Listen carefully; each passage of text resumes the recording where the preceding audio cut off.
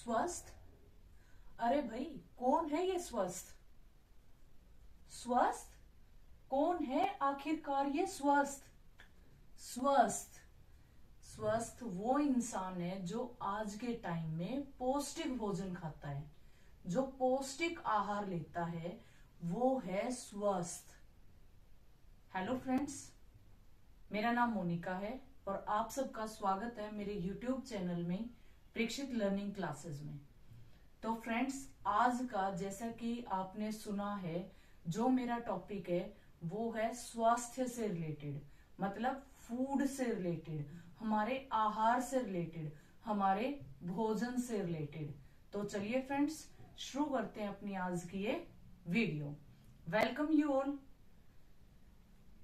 देखिए फ्रेंड्स, जैसा कि हम लोगों ने स्टार्टिंग में किया है स्वस्थ, आज के टाइम में हम लोग पूछते हैं कि स्वस्थ है कौन? वो इंसान स्वस्थ है जो आज के टाइम में पौष्टिक आहार लेता है, जो पौष्टिक भोजन खाता है, उसको हम लोग बोलते हैं कि वो इंसान क्या है? स्वस्थ है।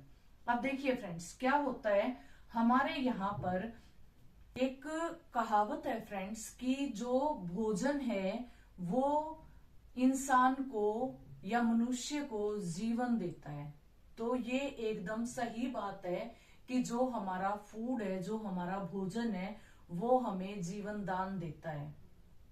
देखिए फ्रेंड्स, हमारा जो भोजन है वो डिपेंड करता है कि हमारे एरिया के अंदर किस टाइप की फसल या किस टाइप की खेती की जाती है, उसके ऊपर हमारा फूड डिपेंड करता है, हमारा भोजन निर्भर करता है।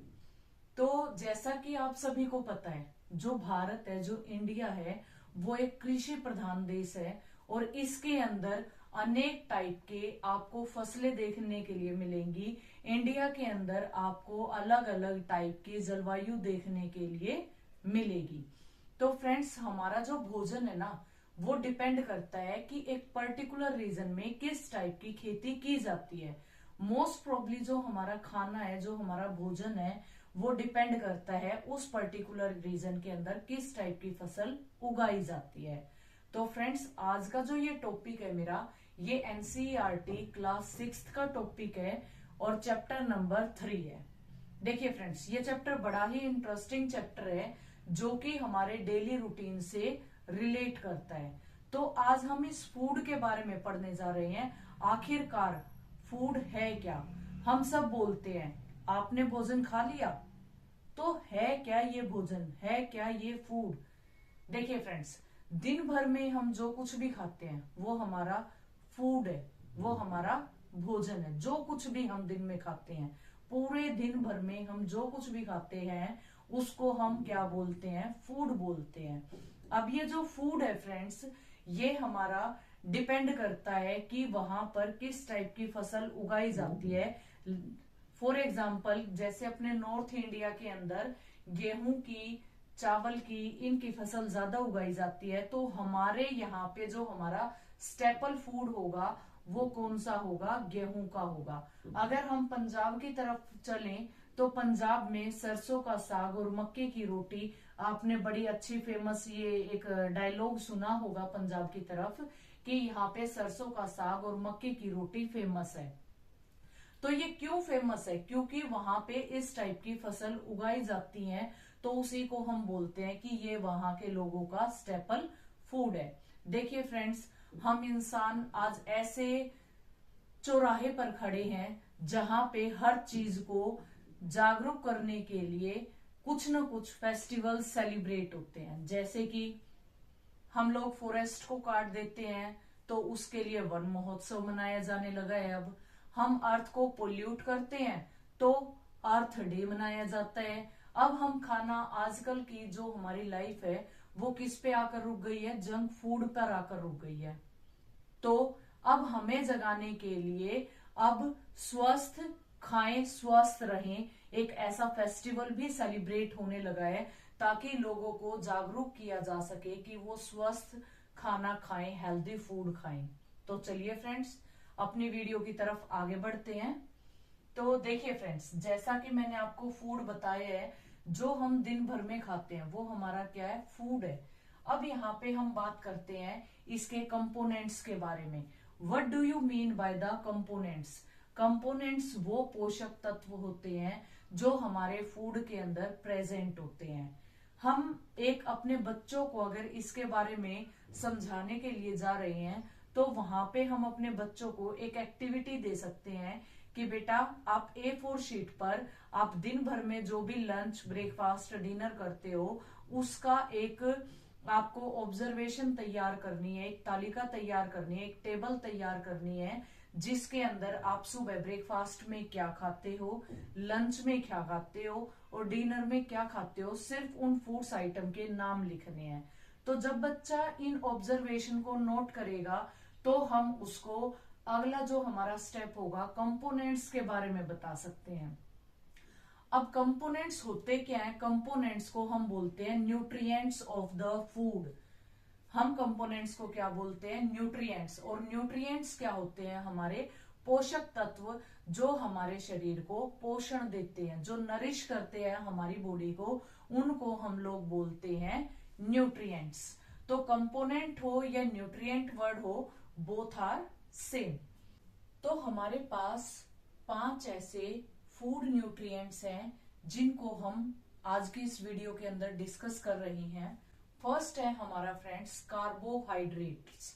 कार्बोहाइड्रेट्स को हम लोग बोलते हैं एनर्जी गिविंग फूड। अब इनको एनर्जी गिविंग फूड क्यों बोला जाता है, इसका मैं आपको बड़ा ही एक अच्छा एग्जांपल बताना चाहूंगी कि बच्चों को हम लोग इसके बारे में कैसे याद करवा सकते हैं। हम याद करवा सकते हैं जैसे कि हम बच्चों को बोलेंगे कि जब आपको बड़ी अच्छी भूख लगी हो तो हम बच्चों को देंगे बिल्कुल थोड़ी सी अमाउंट में शुगर, चीनी या फिर कैंडी, टॉफी जिसको हम बोलते हैं, और बच्चों को बोलेंगे ये खाने के बाद आपको ऑब्जर्व करना है कि आपकी भूख पर इसका क्या असर पड़ा है। जब बच्चे वो चीनी खाते हैं या टॉफी खाते हैं तो उनकी भूख कुछ टाइम के लिए शांत हो जाती है।